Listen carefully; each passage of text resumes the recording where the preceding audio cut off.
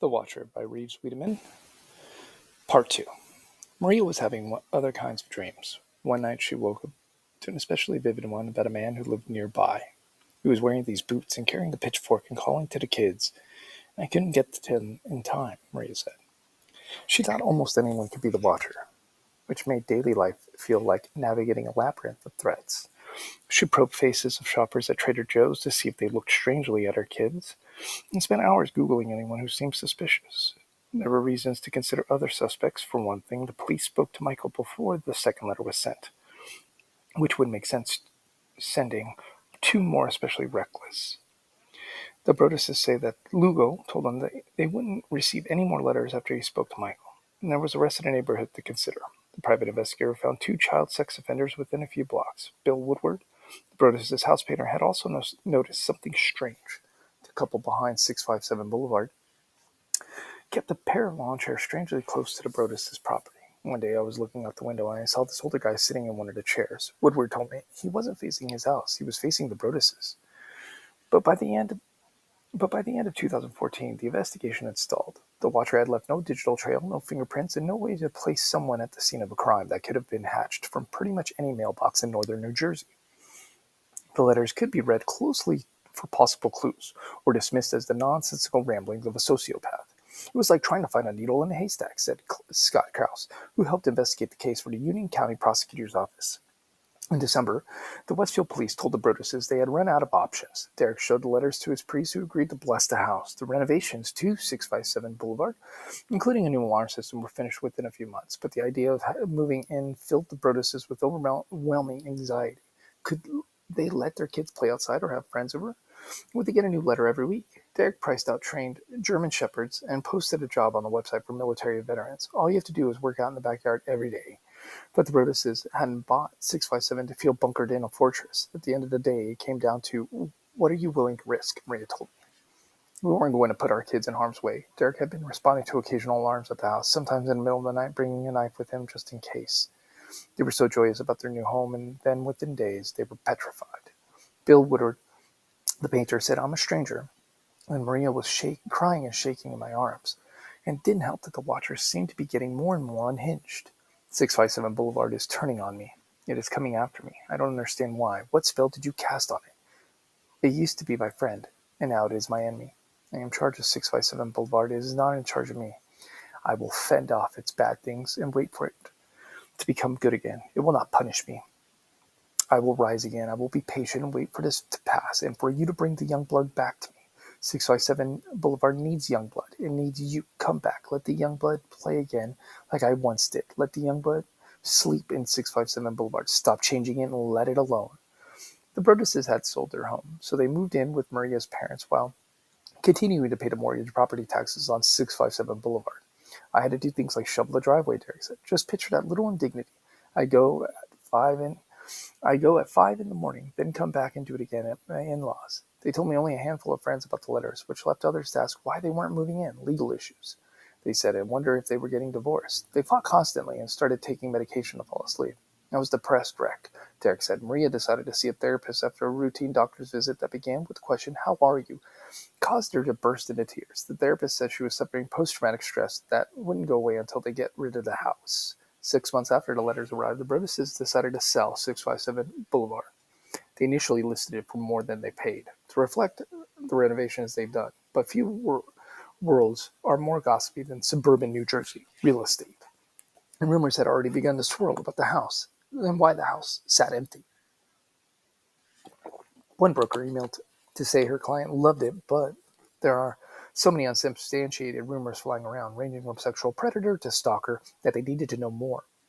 The Broduses sent a partial disclosure mentioning the letters to interested buyers and told Coldwell Banker, their realtor, that they intended to show the full letters to anyone whose offer was accepted. Several preliminary bids came in well below the asking price, but the Broduses weren't ready to take such a financial hit and only wanted to share the letters with likely buyers.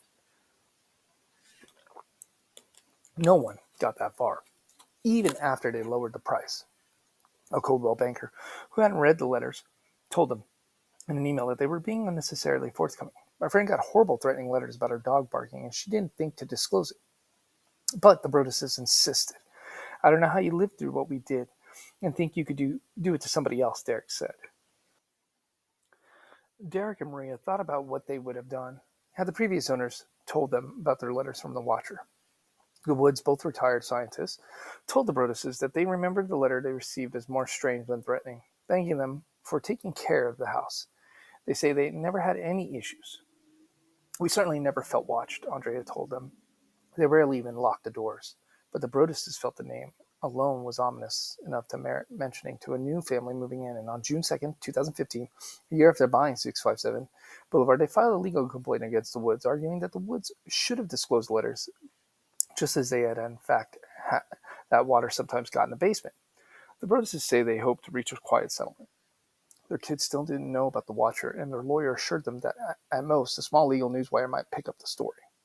We do some creepy stories, Tamron Hall said on the Today Show a few weeks later. This might be a top 10 creepy. A local reporter had found the complaint, which included snippets of the Watcher's menacing threats.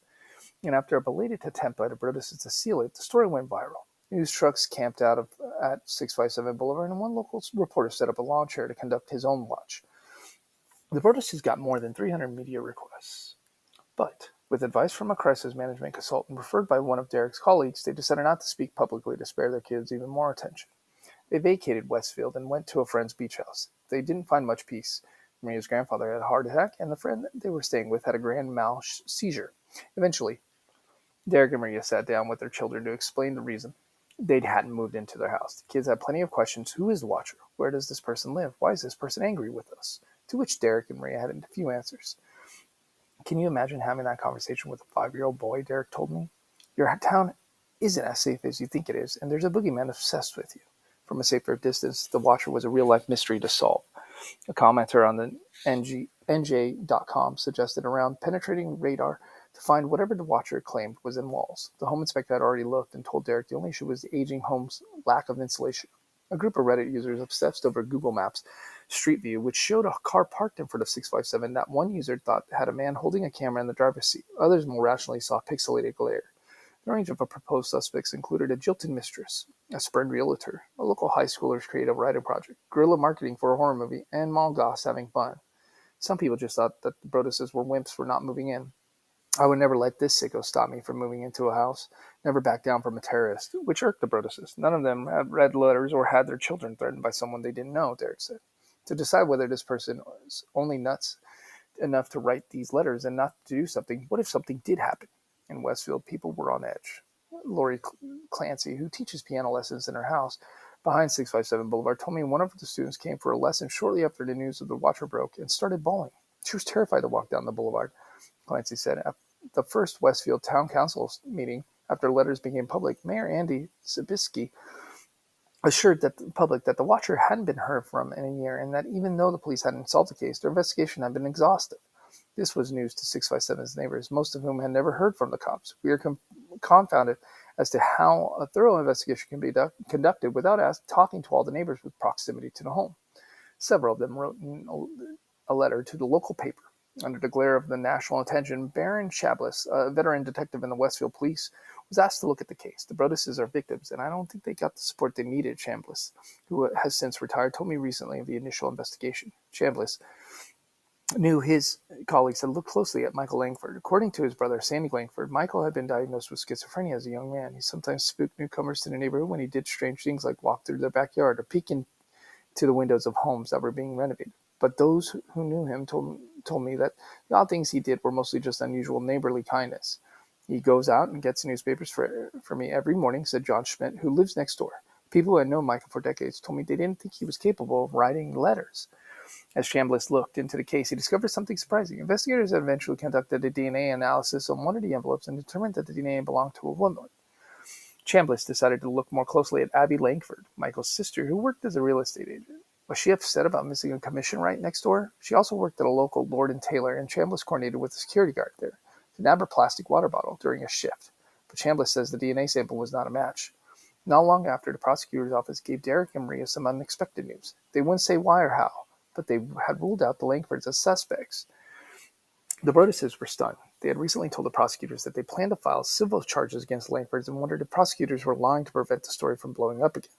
My family moved to Boulevard in 1964, and we never caused a problem for anybody, Sandy Langford told me. This guy gets all these letters, and all of a sudden people are pointing fingers. Left without a suspect, the Broduses reopened their personal investigation. They were still coy about sharing too much with their neighbors, who remained in the pool of suspects, but spent an afternoon walking the block with a picture of the Watcher's handwritten envelope. They hoped someone might recognize the writing from a Christmas card. The only notable encounter came with an older man who lived behind 657, and his son joked that the Watcher sounded a little bit like him. A neighbor across the street was the CEO of Kroll, the security firm, and the Broduses hired the company to look at the handwriting matches, but they found nothing. They also hired Robert Leonard, a renowned forensic linguist and former member of the band Sha-Na-Na, who didn't find any noteworthy overlap when he scoured local online forums for similarities to the Watcher's writing, although he did think the author might watch Game of Thrones. Jon Snow was one of the Watchers on the wall. At one point, Derek persuaded a friend in tech to connect him to the hacker, willing to try breaking into Wi-Fi networks in the neighborhood to look for incriminating documents. But doing so turned out to be both illegal and more difficult than the movies made it seem, so they didn't go through with it. Chambliss and the Westfield police were also back at square one. The cops asked Andrea Woods for a DNA sample and interviewed her 21-year-old son, who was surprised to find that he suddenly seemed to be a suspect. A year after the fact, it was hard to find fresh leads, and the initial police canvass had been so porous that it had missed a significant clue. Around the same time that the Broduses had received their first letter, another family on the boulevard got a similar note from the Watcher. The parents of that family had lived in their house for years, and their kids were grown, so they threw the letter away just as the Woods had. But after the news broke, one of their children posted about it on Facebook, then deleted the post. When investigators spoke to the family, they confirmed that the letter had been similar to the Broduses, but its existence only made the case more confusing. There wasn't a whole lot to go on, Chambliss said. One night, Chambliss and a partner were sitting in the back of a van parked on Boulevard, watching the house through a pair of binoculars. Around 11 p.m., a car stopped in front of the house long enough for Chambliss to grow suspicious. He says he traced the car to a young woman in a nearby town whose boyfriend lived on the same block as 657. The woman told Chambliss her boyfriend was into some really dark video games, including, in Chambliss' memory, one in which he was playing as a specific character, the Watcher. As for the female DNA, Chambliss figured the girlfriend or someone else could have helped. The boyfriend was living elsewhere at the time, but Chambliss said he agreed to come in for an interview on 2 separate occasions. He didn't show up either time. Chambliss didn't have enough evidence to compel him to appear, and with the media attention dying down, he dropped the case and moved on. While the Broduses continued to be consumed by stress and fear for the rest of Westfield, the story became little more than a creepy urban legend, a house to walk by on Halloween if you were brave enough. No one who had lived in the house before the Woods could recall anything unusual, and it was hard for people to imagine that their idyllic neighborhood could be host to something so sinister.